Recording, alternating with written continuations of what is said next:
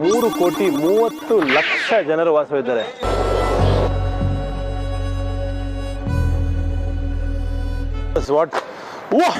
Toilet ಎಲ್ಲ waiting list ಇದಂತೆ, ಅದಕ್ಕೆ ನದಿಗೆ ಹೊಡಿತಾ ಇದ್ದಾನೆ ಹುಡುಗ. ಪ್ರತಿ ದಿವಸನೂ ಜೀವನದಲ್ಲಿ ಜಾತ್ರೆ ನೋಡ್ಬೇಕು ಅಂದ್ರೆ ಈ ಊರಿಗೆ ಬರಬೇಕು. ನಮ್ ಚೈನೀಸ್ ಜನರು ಸುಸ್ತಾದಾಗೆಲ್ಲ ಹಿಂಗ್ ಕುತ್ಕೊಂಡ್ಬಿಡ್ತಾರ್ರಿ. ಈ ಬಿಲ್ಡಿಂಗ್ ನೋಡುಗರು ಯಾರೋ ಮೇಲ್ ಹೋಗ್ಬಿಟ್ಟು ಪ್ಲಂಬರ್ ಪೈಪ್ ಹಾಕ್ಬಿಟ್ಟಿದ್ದಾನೆ. ಮರಣ ಸಂಭ್ರಮಾಚರಣೆ ಮರಣ. ಇಬ್ಬರು ಸುಂದರ ಯುವತಿಯರ ಫೋಟೋ ನೋಡಿಕೊಂಡು ಪರ್ಮನೆಂಟ್ಲಿ ನಿಂತೋಗಿರುವಂತಹ ಗಡಿಯಾರ. ಈ ಊರಲ್ಲಿ ನಿಮಗೆ ಸಿಗುತ್ತೆ ಹಳದಿ ಟ್ಯಾಕ್ಸಿ. ಏನ್ ಹುಡುಗಿರೋರಿ, ಹುಡುಗರಿಗೆ ದಾರಿನೇ ಕೊಡಲ್ಲ ಅಂತಾರೆ.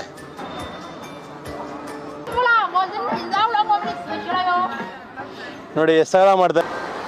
ಇದು ಇಲ್ಲಿನ ಬಹಳ ಪಾಪ್ಯುಲರ್ ಬ್ರಿಡ್ಜ್, ಹ್ಯಾಂಗಿಂಗ್ ಬ್ರಿಡ್ಜ್. ನೋಡಿ ಟ್ರಾಫಿಕ್ ಯಾವ ರೇಂಜ್ಗಿದೆ ಅಂತ.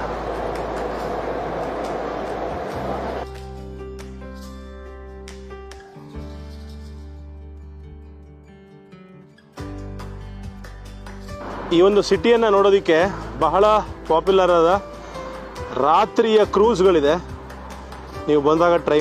ಈ ಬಿಲ್ಡಿಂಗ್ ನೋಡುಗರು ಯಾರೋ ಮೇಲ್ ಹೋಗ್ಬಿಟ್ಟು ಪ್ಲಂಬರ್ ಪೈಪ್ ಹಾಕ್ಬಿಟ್ಟಿದ್ದಾನೆ. ಏನ್ ಡಿಸೈನ್ ಮಾಡಿದಾರೆ ಗುರು. ಬೊಂಬಾಟ್ ಪಾಪ್ಯುಲರ್ ಡೆಸ್ಟಿನೇಷನ್. ಬನ್ನಿ ನೋಡ್ಕೊಂಬರೋಣ ಏನಿದೆ ಅಂತ. ಹುಡುಗಿ ಸಖತ್ತಾಗಿರೋ ಡ್ರೆಸ್ ಹಾಕೊಂಡಿದ್ದಾರೆ. Nice dress.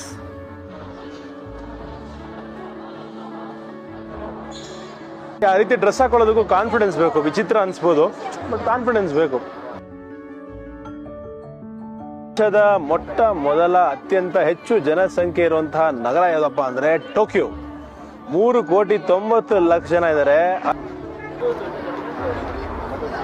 ಕೇಪಬಿಲಿಟಿ ಇದೆ ಅಂತ ಗೊತ್ತಾಗತ್ತೆ.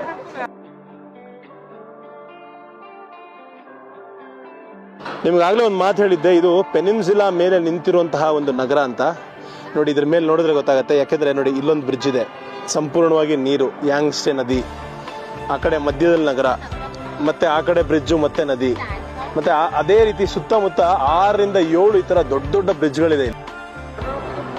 ನಡೆಯೋ ದಾರಿಲೂ ಟ್ರಾಫಿಕ್ ಜಾಮ್. ಕ್ರೂಸ್ ಮೇಲೂ ಹೌಸ್ಫುಲ್ ಜನ. ನೋಡಿ ಈ ಕ್ರೂಸಲ್ಲೂ ನೋಡಿ ಜನ, ಈ ಕ್ರೂಸಲ್ಲೂ ಫುಲ್ ಕಾಲಿಡಕ್ ಜಾಗ ಇಲ್ಲ, ಅಷ್ಟು ಜನ ಇದ್ದಾರೆ ನೋಡಿ. ಕೆಳಗಡೆ ಟ್ರೈನ್ ಹೋಗ್ತಾ ಇದೆ, ಮೇಲ್ಗಡೆ ರೋಡ್ ಮಾಡಿದ್ದಾರೆ.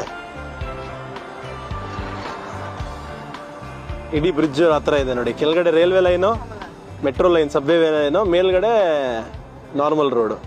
ಈ ಬ್ರಿಡ್ಜ್ ನ ಕಟ್ಟಿರೋ ರೀತಿಯನ್ನ ಅಬ್ಸರ್ವ್ ಮಾಡೋದಕ್ಕೆ ಟ್ರೈ ಮಾಡ್ತಾ ಇದೀನಿ. ಯಪ್ಪ, ಯಾವ ಗೇಜಲ್ಲಿ ಕಟ್ಟಿರ್ಬೇಕ್ರಿ. ರೈಲ್ವೆ ಲೈನು ಗುಹೆ ಅಲ್ಲ, ಹೆಸರಲ್ಲಿ ಮಾತ್ರ ಗುಹೆ ಅಂತ ಇದೆ, ಬಟ್ ಇದೊಂದು ಬೇರೆ ರೀತಿಯ ಜಾಗ. ಏನು ಅಂತ ತೋರಿಸ್ತೀನಿ ಬನ್ನಿ ಮುಂದೆ. ಕ್ರೂಸ್ ಮೇಲೂ ನೋಡ್ರಿ ಯಾವ ಪಾರ್ಟಿ ಜನ ಇದ್ದಾರೆ ಅಂತ. ಅಟ್ಲೀಸ್ಟ್ 2,000 ಜನ ಇದಾರಲ್ಲಿ. ಈ ಹಾಂಗ್ಯಾ ಕೇವ್ ಸ್ಪೆಷಾಲಿಟಿ ಏನಪ್ಪಾ ಅಂದ್ರೆ, ಇದು 11 ಫ್ಲೋರ್ ಬಿಲ್ಡಿಂಗು, ಹಳೆ ಕಾಲದ ಚೈನೀಸ್ ಮಾಡೆಲ್ ಮೇಲೆ ಮಾಡಿರೋದು. ಇದು ಈ ಇಡೀ ಬಿಲ್ಡಿಂಗ್ ನಿಂತಿರೋದು ಒಂದು ಕ್ಲಿಫ್ ಮೇಲೆ ಅಥವಾ ಒಂದು ಬೆಟ್ಟದ ಮೇಲೆ. ಇಲ್ಲಿ ಸಾಕಷ್ಟು ಊಟ ತಿಂಡಿ ಜಾಗಗಳು, ಪಬ್ಸು, ರೆಸ್ಟೋರೆಂಟ್ಸು, ಬಾರ್ಗಳು ಎಲ್ಲ ಇದೆ. ಜನ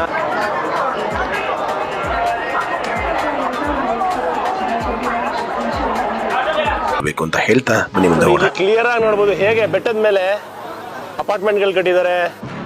ಬೆಟ್ಟದ ಮೇಲೆ ಈ ತರ ನಡ್ಕೊಂಡು ಹೋಗೋ ಜಾಗ ಕಟ್ಟಿದ್ದಾರೆ. ಬೆಟ್ಟದ ಮೇಲೆ ಎಲ್ಲ ಬಿಲ್ಡಿಂಗು ಬೆಟ್ಟದ ಮೇಲೆ ಕಟ್ಟಿರೋದು ಇಲ್ಲಿ.